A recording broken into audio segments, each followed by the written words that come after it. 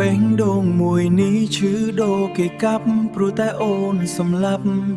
ស្នេហាយើងចប់ត្រឹមនឹងទើបស្គាល់គេសោះអបបងដល់ម្លឹងអូនដូចមនុស្សស្រវឹងនិយាយលែងដឹងអីគេនិយាយ10អូនជឿដល់100គេសំណាងពេកហើយបានអូនក្បែររាល់ថ្ងៃបងអ្នកចាញ់ស្នេហ៍ត្រឹមមើលគេថែថ្លៃគ្មានសិទ្ធអាចធ្វើអ្វីក្រៅពីក្តាប់ដៃយំមួយនាទីក៏ឈឺឲ្យតែនឹកដល់អូ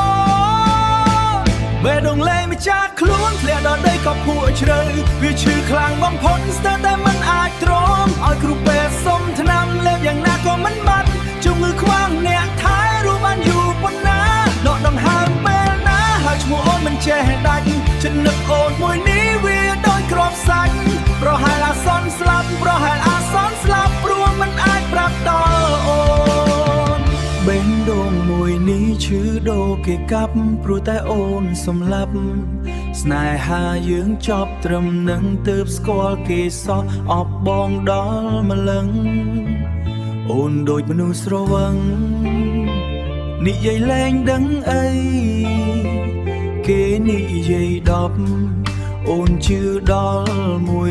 100គេសំណាងពេកហើយបានអូនក្បែររាល់ថ្ងៃបងអ្នកចាញ់ស្នេហ៍ត្រឹមមើលគេថែថ្លៃគ្មានសិទ្ធអាចធ្វើអ្វី